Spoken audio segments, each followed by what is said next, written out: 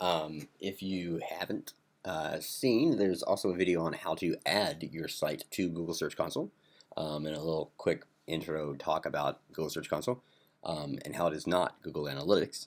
I'm going to give you a brief little walkthrough here, and then we're going to look up information that I think is really valuable to you. It's basically, let's find out all of the pages that Google serves up the most to searches that you don't get clicked on. These would be the missed opportunities. These are pages that are included in results a lot of the time, but that people don't click on. What does that mean when we say that people don't click on it and it's served a lot? I suggest that it means that your page title and your description likely suck. Why do I say it like that? Because no one knows your content at this point. Nobody has seen your page, so nothing about your content really matters to the searcher. Google's already served up the result, so Google already thinks that it's relevant enough.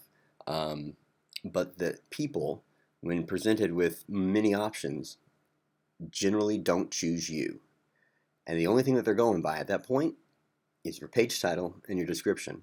So these are candidate pages to be able to get you the most new traffic by focusing on redoing your title and your description. So let's look at our quick, brief little overview. The overview is how many clicks we've gotten here by a certain amount of time. Our coverage, you can see good pages. Pages with errors are in red. You want to obviously, the more green, the better, right? Enhancements, these are, breadcrumbs, A&P, job postings, all of these, like your site link search box, your snippets. The more of these, the better. They're not necessarily going to help you rank better, but like for instance, the snippets, they're going to increase the size of your footprint when you do rank. And that's great because it's going to help out with your click-through rate. We can go, dive deeper than just these graphs, okay, but actually going into the different areas that are here on our left. If you've watched many of my videos, you know that I'm a speed freak, in that, I believe that oftentimes newer, less established, sometimes inferior content can outrank other content by speed alone, especially in mobile. So speed's always a great thing to have information on right here. But let's go to performance. And then by default, it shows you the clicks and the total impressions. Those are great. It's great to see that, okay? Obviously, you want to see things going up. Now, let's also add our average CTR. Now, the average CTR for the site right now that is being pulled up is 0.3%. So that means that less than 1 out of 100 times people click it when they have the opportunity to. That's actually quite bad. I always shoot for an average CTR of 2%. So 0.3%, not that great. Now then, also we have our average position, which is 55 for this site. How bad is that? How good is that? That one I'm going to say is more relative. It depends upon your industry, how many pages you have. Most important aspect that I would say, though, is that you should write down what is your average position, and then as you're working on your pages, as you're working on your SEO, what is the trend of that? So if 55 is our baseline, and we do a whole bunch of work, and we come back here, and that's 60 now, then that's bad, because it means we went the wrong direction. We made the wrong choices. Or other people made better choices. So when it comes to average position there, I just say, use it as a baseline. You want to trend that. You can mouse over and you can actually kind of see like points. What was it here? So position 54, position back here was 54, so position here is 51. really and truly, we got pretty much the exact same position. So, and then also we can see our CTR was 0.4 here, 0.3, 0.5, 0.4. Ooh, there was a 0.2 right there, I thought. Ooh, yep, right here. Right here's point, right there, 0.2. Now, remember 2% is what we're shooting for, not 0.2. So things are improving. Right now, let's see, it looks like we have a 0.4. But with that being said, we want to get this up higher, okay? Because there's a direct correlation between your CTR and your position. I can show you that in a graph about a client site. Just bear with me here. Sorry, I'm on the fly changing things up. Let's look at this. This is Google Data Studio, but it's being fed by data from Google Search Console. Notice CTR here in this bottom graph and position. So as a site's CTR drops, all right, the position shoots up. Remember, position, we want to have it as low as we can get it. It's like golf. And then when the CTR comes up higher, then we have our position coming down, right? So we want to see where the red line is lower than the blue line. Those are all good wins for us, okay? But if you notice, though, every time the CTR dips, the position peaks. So there's a direct correlation between CTR and position. Now, we should already pretty much know that, though, because we say that the biggest indicator about your site's ability to rank for any given keyword is user behavior. Whenever we say user behavior, that's just another word for CTR. People don't pick you, then you don't get served up as high in the rankings. So, moving that out of the way, let's figure out now, how do we improve our CTR? Well, let's go to our Pages tab. Remember, you see we have 4 columns here.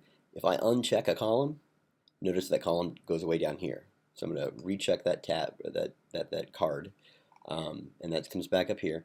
I'm going to go from Pages to CTR. This is the highest CTR pages, okay? I don't want that necessarily. I want the lowest. So I'm going to click it again. Now I have the lowest CTR. And notice, we've got this page. It's been clicked 19 times, but it's been shown to people 68,000 times. So 68,000 times, that gives you a 0% CTR.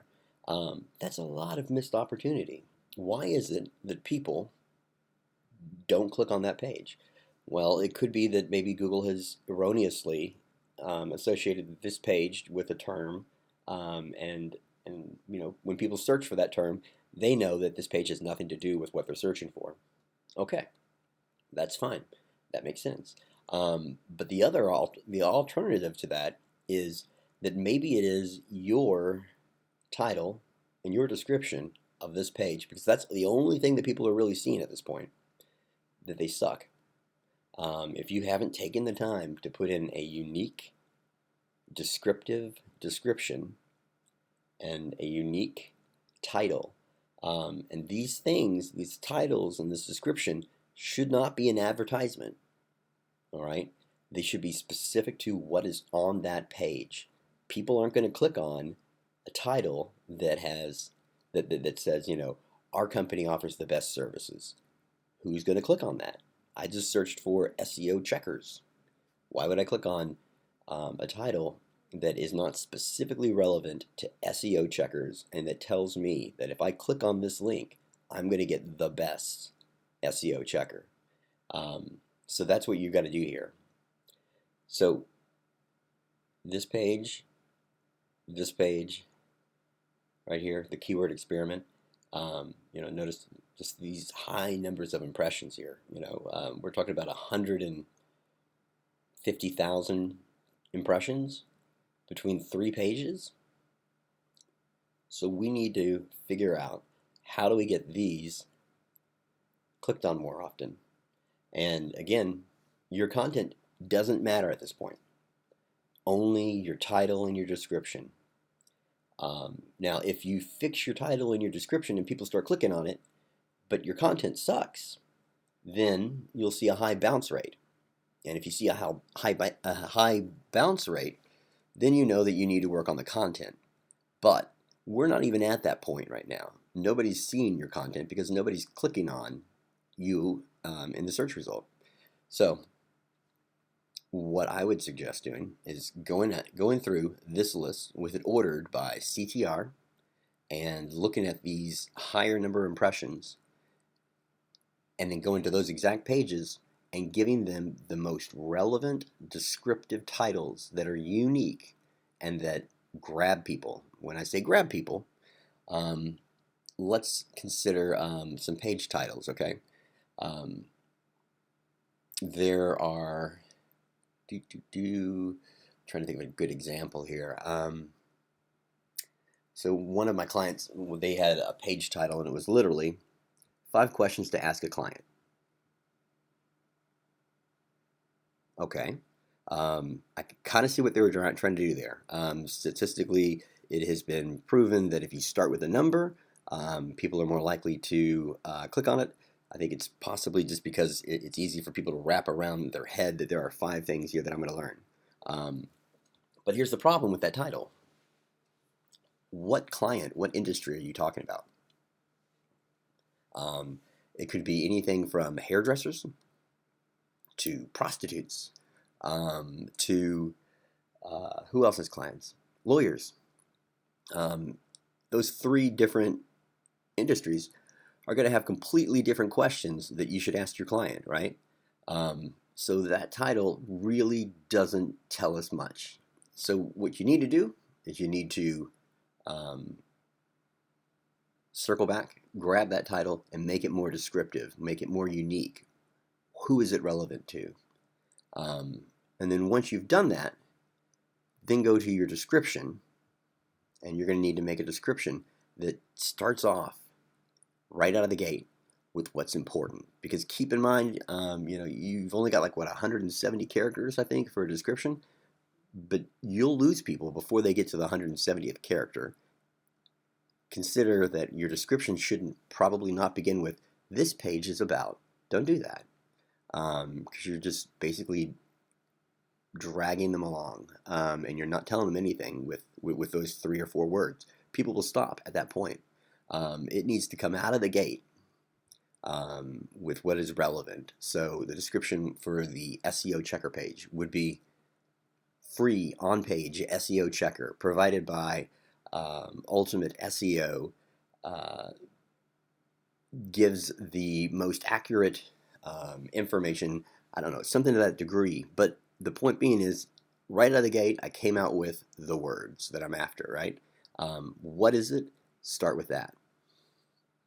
And then that's kind of the exercise that I would recommend doing to try to improve your CTR on high impression pages. And you can find that information out using Google Search Console.